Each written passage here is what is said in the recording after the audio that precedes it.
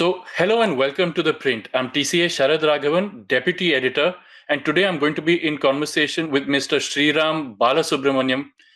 Uh, he is an author, he's an economist, and relevant to the conversation that we're going to have today, he's in particular the author of Kautilyanomics for Modern Times, where he's delved into what Kautilya's Arthashastra talks about and how it applies to today.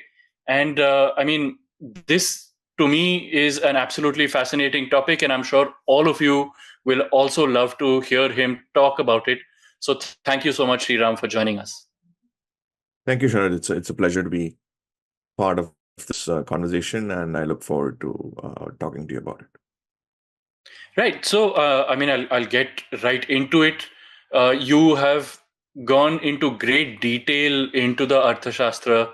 What to you would be the, say, top three or top five lessons from there, from about 2000 years ago, that can apply today in 2024? Thank you. It's a pleasure to be part of this discussion, as I mentioned. The Arthashastra is a fascinating text, in every sense of the word.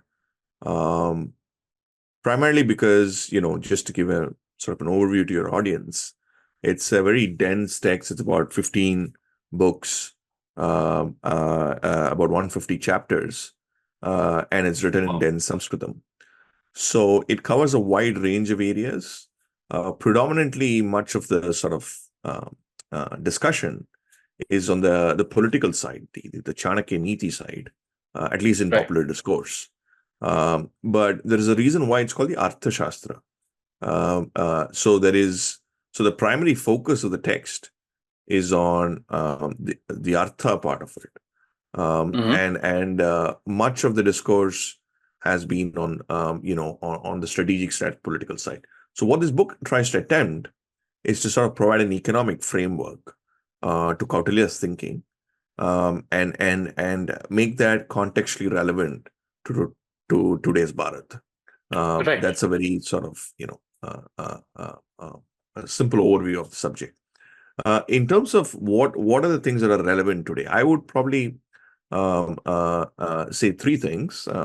First would be the fact that there was a text which is written, like you mentioned, thousands of years ago, in contemporary for contemporary economic policy, and how the text pans out and some of the ideas in the text, and its relevance even today. So that in itself is a very important sort of civilizational importance, has civilizational importance. And what we can learn from that is I think one key sort of element of the Arthashastra. Two is the fact that policy making was an evolutionary sort of evolutionary mode, where policies were consistently sort of debated, discussed, and changed over a period of time. That is another important element that we see, with the focus being on the welfare of the people, which means the so-called Aam Aadmi that we're talking about today. And lastly, engaging with the world. We are sort of confined to this view that globalization was a post-1990 phenomena, which is far from the truth. I mean, much of Bharat's history, we have engaged and traded and engaged with the rest of the world in terms of trade, in terms of a variety of sort of interactions with the rest of the world. And I think there was a lot of shared culture as well. Of course. So there's a lot of, it is also sort of testimony to that. Even so many years ago, how could you still be, self-reliant, Atmanirbharta as we call it, yet, have consistent engagement with the world, with both with ideas and trade and products. So these are, I would say, broad lessons that we can derive from the Arthashastra, in my view. Right. Okay. So now, not a lot that is known about that period, especially about the economy, from say about 1 AD to 1000, or even before that. There's not a lot of research that's gone into the economic thought. Historians, of course, have done a lot of work, but now recently, the Swaminathan Iyer, he wrote an article in EPW where he questions whether we should even call that period the 1 AD to 1000 AD period, the Sone Ki Chidiya period for India, where he says that we were no better off in terms of the wealth of the people and several other metrics he's given. We were no better. So we were no worse, but calling it a golden period when there was quite a lot of poverty still in India and the world, he says is a mockery. What do you have to say? Right. So I think we need to sort of back to, understand this debate, right? How do you sort of assess such a sort of historical precedent, especially of economic history? So one, you have data, which is on the empirical side. Two, you have information, historical accounts, anecdotal evidence, basically, travelers, people who come to Bharat during that time, what they think of Bharat, and things like that. Three, in terms of inscriptions, in terms of sort of the historical evidence of what you see. And of course, all the monuments and all the, the huge sort of architectural marvels that people have created, which stood the test of time. So these are all sort of, I would put it in terms of these three buckets, right? If you really want to have a serious study, if you're going to write an article for an op-ed, just to, opinion about it, that's a different story. But I think if you want to have a serious study, we need to look at these three sort of buckets. The first, bucket, I think people would agree that the gold standard for a lot of economic history is Angus Maddison's research on economic history, right? Angus Maddison, the late economist, did a fantastic research, which gave you 1,000 sort of years of GDP and GDP per capita data, which talks about how countries evolved during that time, where his data sort of argues that China and India and China were the top two countries between this period, 0 CE till almost the 17th century, in terms of GDP and GDP per capita, right? So that data, while not definitive, it gives you an indication of an estimate of how an empirical data would provide evidence for. But again, in my view, that data also doesn't it underestimates a lot of the growth that we see. But it's precisely, it's precisely that data that Iyer does cite, saying that what it shows is that first, over the 0 to 1,000 period, there was no change in per capita GDP. And then up till 700, 1700, also there was very minimal change. The actual real change, he said, happened in India only post-independence, in fact. So if anything needs to be called golden, then it might be now rather than then. So, So let me sort of complete my point. So indeed, see, but you need to also understand that the evolution of data systems and data gathering over a historical period is always a challenging exercise because, what you keep for an estimate, right? In my view, for example, a lot of Maddison's estimates itself was sort of on the lower side because what we define as wealth, most of the wealth is not necessarily through conventional means. So that's where I would defer to the anecdotal evidence. So when you look at the anecdotal evidence as a complement to this, you would see that a lot of these travelers, whether the Greek travelers, Periplus of the Erythraean Sea, the Chinese embassy notes, you had, in fact, the highest deposit of Roman coins around 1 CE, besides Europe, was found in southern India. So there is, and there is also accounts which talk about how the Romans were sort of worried that the current account deficit was being affected largely because of the trade that is coming from India, from Bharat at that time. And a lot of their exchequer was coming, because of all the products that were constantly traded. So the anecdotal evidence seems to indicate that definitely Bharat was a place where everyone was aspiring to go towards. There was something there which people wanted to sort of engage with. People found something, fascinating with, and they found prosperity. So these accounts sort of, give us an idea of that. Of course, when you compare it to contemporary, parlance, they are worlds apart because of a variety of reasons. One, in terms of data, in terms of technology, in terms of, the pace at which we progress, or the pace at which we assimilate nowadays. So there are a lot of differences in that count. But these anecdotal evidence also indicate that.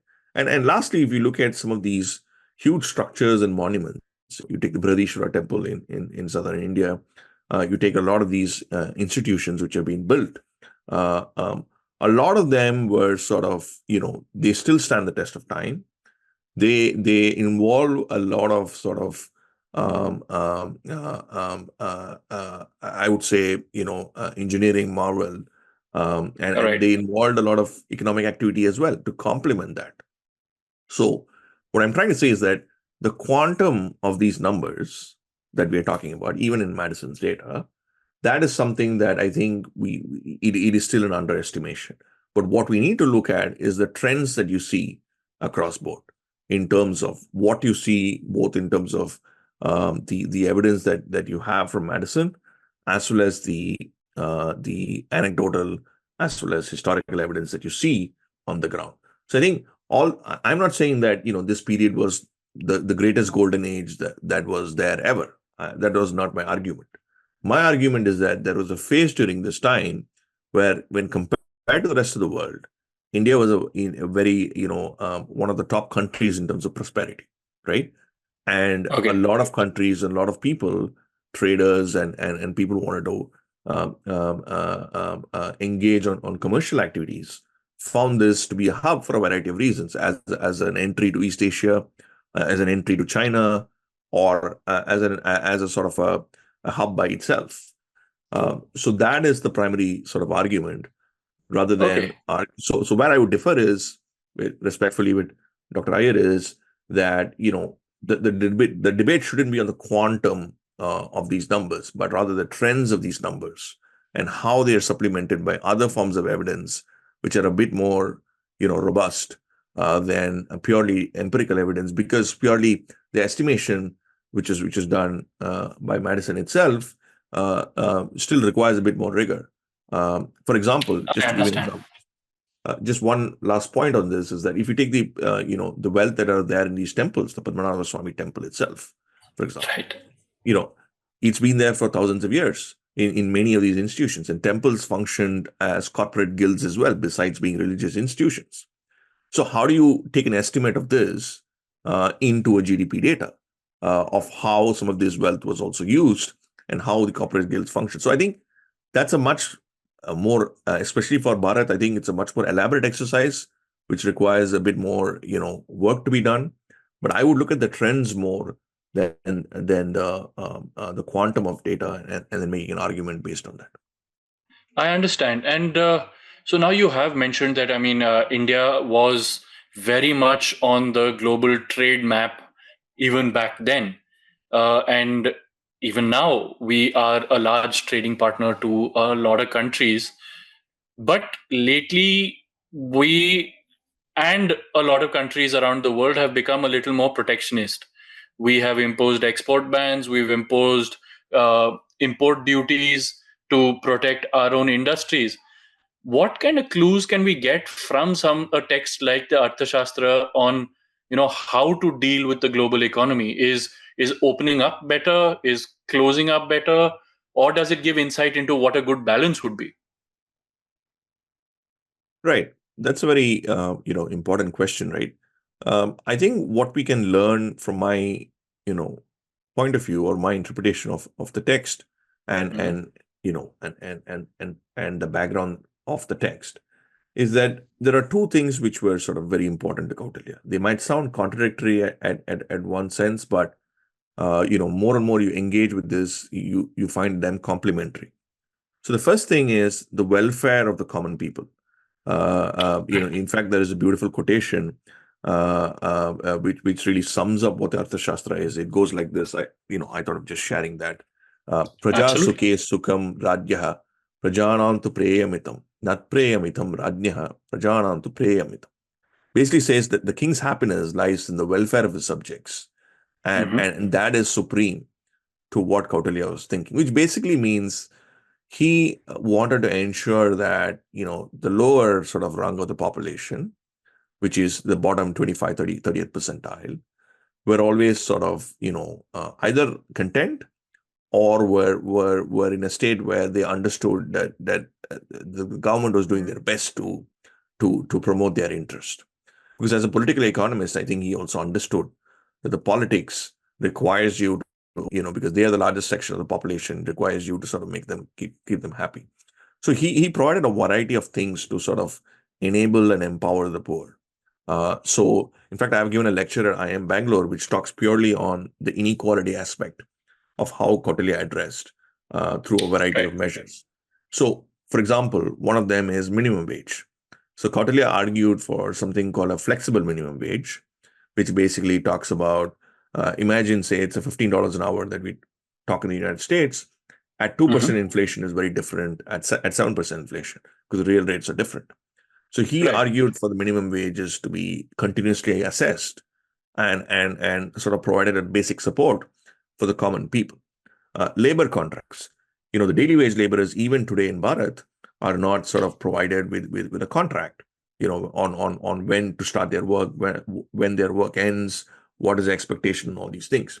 Kautilya argued for having labor contracts for people even at the lowest end of the labor ladder, even for daily wage laborers, and employees had to sort of put a template outside so that people can understand what their basic rights and responsibilities are. So what I'm trying to say is he had a mindset, even the idea of Matsya Nyaya, avoiding Matsya Nyaya. What is Matsya Nyaya? Matsya Nyaya is basically the big fish eating the small fish. That also means his primary argument is that rule of law is very important to ensure that everyone is given equal treatment. That again goes to the principle of empowering the lower class so that they get equal say in terms of legal proceedings and or the rule of law. So what I'm trying to say is there's an attempt to sort of across the board to empower the poor.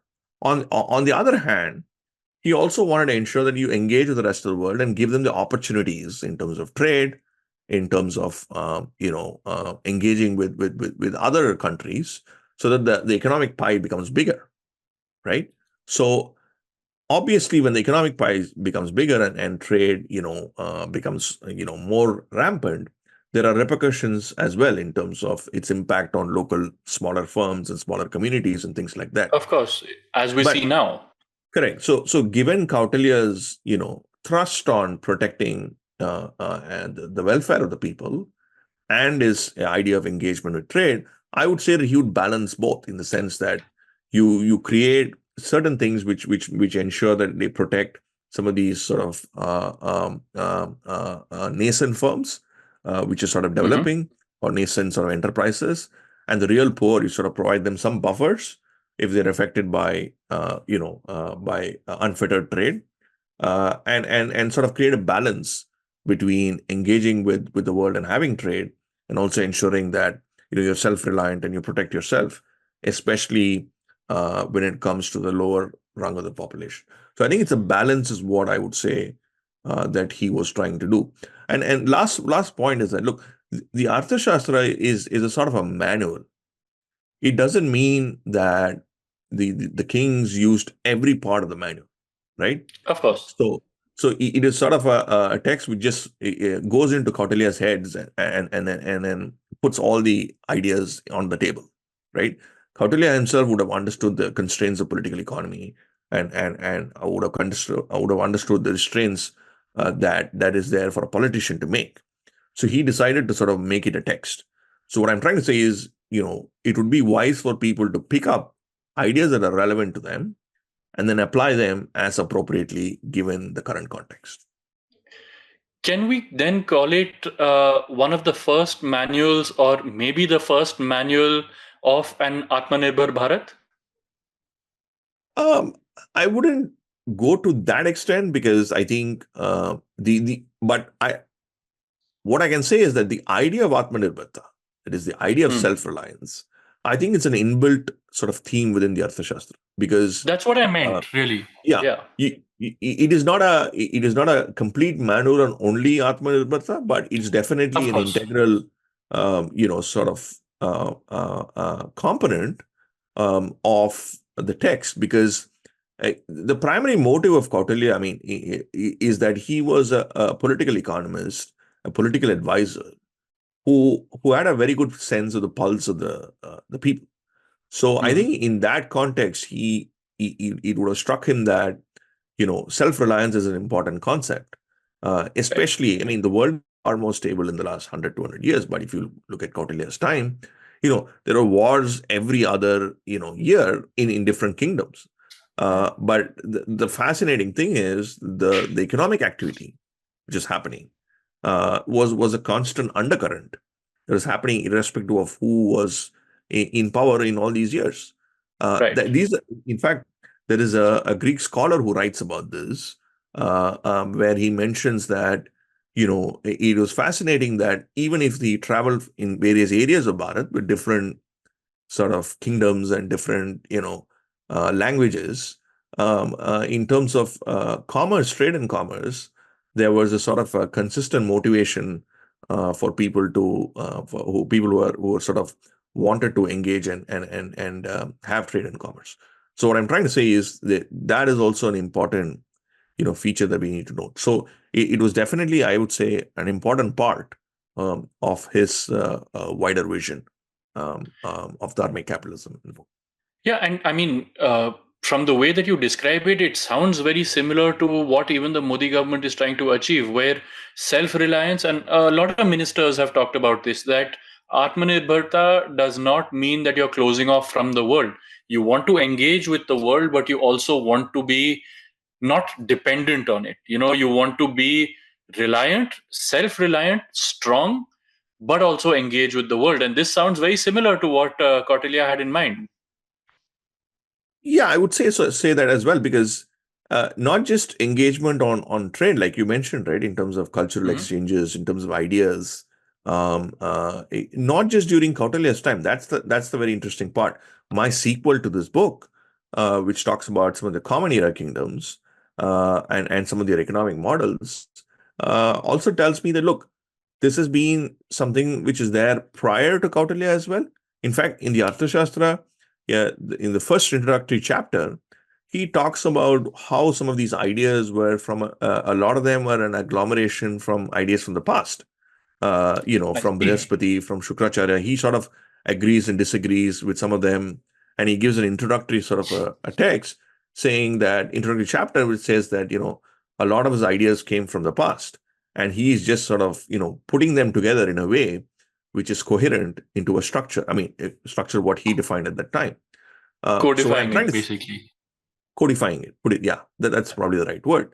So what I'm trying to say is this is a set of ideas over a period of time, and they sort of and it's the time series is very long, and it's Of thousands of course. years. Yeah. And the principle of dharmic capitalism, the idea of dharma being central to Kautilya's thinking, also sort of makes his view, which is quite unique, because he sort of believed in the idea of dharma being because in a conventional macroeconomic setting, you have the state and the markets, right? These are the Mhm. two big variables. Either you make changes on the state. I mean, the state makes changes in terms of taxes or infrastructure or whatever it is, or the markets sort of keep moving and sort of the market itself drives economic activity. So, but Right. Kautilya believed in this sort of third beyond the binary of the idea of dharma being foundational to both these entities. And a more dharmic or a more society, in his view, would sort of ease the pressure in both the state and the market. So, for example, if folks are, say, corrupt at the state level, and that is reducing economic efficiency, there's a lot of leakages. He sort of felt that a more a dharmic society would ensure that that is reduced, mitigated. Same thing with, say, moral hazard. in markets. We talk a lot about moral hazard and Right. how some firms have undue advantage. So the idea of Matsya Nyaya and avoiding Matsya Nyaya also applies to this, where you sort of use the idea of again dharma to try to reduce the propensity for companies and firms to engage in moral hazard besides the rule of law. So it wasn't the rule of law was a substitute. Rule of law was important for Kautilya. He believed in because he wanted to avoid Matsya Nyaya, but he also added the element of dharma and the ideas of dharma to sort of ensure that the rule of law is complemented by this. Because he believed that the rule of law alone was not the solution, especially on issues dealing with people and their economic choices. So I think this principle of dharmic capitalism, which I detail in the book, is also an important sort of concept that Kautilya gives for the rest of the world in terms of how do you sort of reduce the strain on the market and the state and focus on some of these behavioral choices and how these behavioral choices can be enhanced to make policy more effective. Great. And now you have, of course, done a lot of research on this topic and around this topic. Policymakers right now, and for all of independent India, actually, they've been trying to come up with a kind of a coherent economic theme for India. Like, this is our larger vision for India's economic progress. How much of that can be done without actually studying our history deeply and studying all of these themes that India has gone through before? See, if you look at any economic, superpower, right? Let's take the United States, for example, right? The United States, we all agree, is sort of the bedrock of modern day, capitalism. But the Right. idea of capitalism itself had an inspiration. It is basically inspired by the Protestant ethic. And that sort of triggered the idea of capitalism and the capitalistic state. So Right. every philosophy or every sort of model that an aspiring superpower has an intrinsic inspiration which is derived from their past, albeit however limited the past the West has. In our case, we have an illustrious past. Okay, you might disagree And a with very deep past. correct, and you might disagree with some of the details of the past. That's a different story. But by and large, you have a very detailed and sort of a very philosophical and historical past. So if we are looking at an Amrit Kal of 2047, for example, and we want to have an economic model which inspires from our past, I think we need to understand the past more for us to sort of engage and give our own new set of ideas for the world to be sustainable and to be, to be prosperous. So I think that is one important part of the broader, the philosophical debate. Secondly, Right. I mean, if even today, if you look at our economy, most of 70 to 75% of the economy is in the informal sector. Again, Yes. I'm not talking about, informality. I'm not talking about digitization, non-digitization. That's a different story. We are mostly digital now, as a lot of the new data suggests. But what I'm trying to say is the structure of economic activity, the kirana shops that we see in our villages, in our own cities, the structure of activity, whether you like it or not, is informal in nature, right? More importantly, the construct of this activity, the literature around it and the understanding of it is fairly limited. Much of our understanding is on the formal economy, which is about 25-30%, Right. with all our modern data systems and things like that. Much of the informal economy is on the data side is an estimate of based on surveys and of that sort. And from a philosophical side is very anecdotal and very marginal sort of understanding. But much of the informal sector runs on behavioral choices, runs on things like trust, runs on things like familial systems.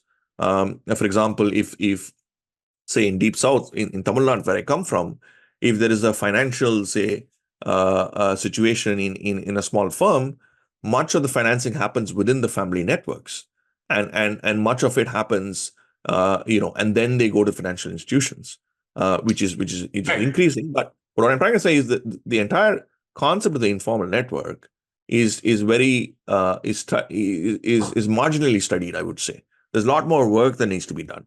And the Mhm. source of a lot of that comes from the cultural aspects that we're talking about and the historical aspects of why some of these things are, how some of these communities function. What is the basis of their functioning, and how can policymakers sort of leverage this? So I'll give you another example, right? The Reserve Bank of India came up with the sovereign gold scheme, the SDG scheme that's Yes. been issuing, right? Yeah. So when they first came up with that scheme, it wasn't, to my knowledge, too successful. So there was a survey, I think, done to understand why it wasn't successful. One Because of the it's not key reasons, physical gold. yeah, well, one of the key reasons is that women had to deposit sort of physical gold, Yeah. but when they got it back after maturity, they got either another gold set, a new gold sort of this thing, or they didn't get the same instrument or same asset that they deposited, the same gold that they Yeah. deposited. And most women who deposited wanted the same gold back because gold to them is just not a unproductive asset. It has a cultural value to it. It has No, a of course. Yeah. so what I'm trying to say is um, economic policy can become far. So in subsequent iterations, they made it in a way where some of these things could be adjusted. And I think it has become a bit more successful. The same thing with Swachh Bharat. I mean, if you take the idea of Swachh Bharat, I think we all agree that Swachh Bharat has been far more effective in rural areas compared to urban areas. And if you go to rural India, especially North India, you see significant change, especially in villages. We all are generally clean in our houses, but somehow when it comes to the society and neighborhood, there is a shortcoming. So what this Civic scheme does is, sense. I mean, this scheme in a very philosophical sense, basically I takes this idea of this, what I call a dharmic nudge, which is basically your ability to be clean inside your house, Saucham an Mhm. example, and then take that outside. Of course, and you take it with the scheme and the popularity of the prime minister and a huge package that drives this. But essentially, if you look at the basic level, it's using some of these nuances for making policy far more effective than what it used to be before. So rather than our way of life adjusting to the policymaker, it's the other Right. way around, where the policymaker adjusts to the normal way of life and tweaks it or tweaks these nudges in a way that it's attuned to normal way of life and makes your outcomes that you seek far more effective. I think that is the crux of how it can be applicable today, in my view. No, of course. And I mean, I think that actually sums up the conversation really well because it brings to the fore how our culture, which is deep and it's rich, and how people who've written in the past, like Kautilya, have thought about these very same issues, and how history might not be a circle, but it might be a spiral where we keep kind of coming back to the same issues in different contexts, and how there's so many lessons that we can learn from the past. But uh, Yeah, yes, just, please. just yeah, just one point to add what you're saying. Ultimately, right, we are all human beings, whether we Right. are today, 2,000 years later, or 2,000 years before. Essentially, human beings make behavioral choices. We Hmm. make choices. Yeah, I'm going to purchase a particular product. So that's an economic choice that I'm making, right?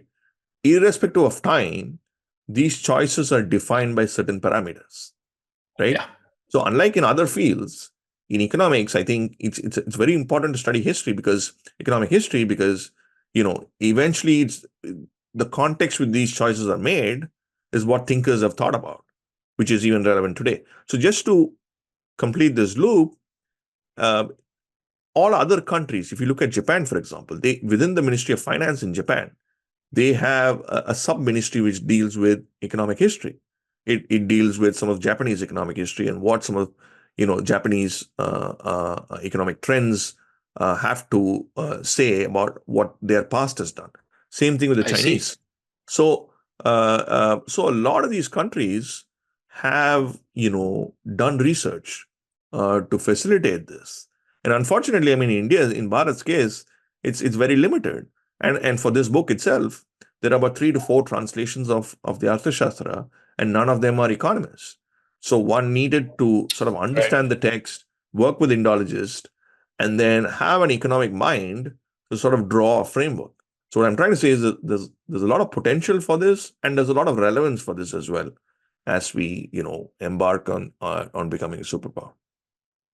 So great. I mean, I am hoping that the government does watch this, takes some insights from what you've said, and maybe even starts a full department that looks into our economic history.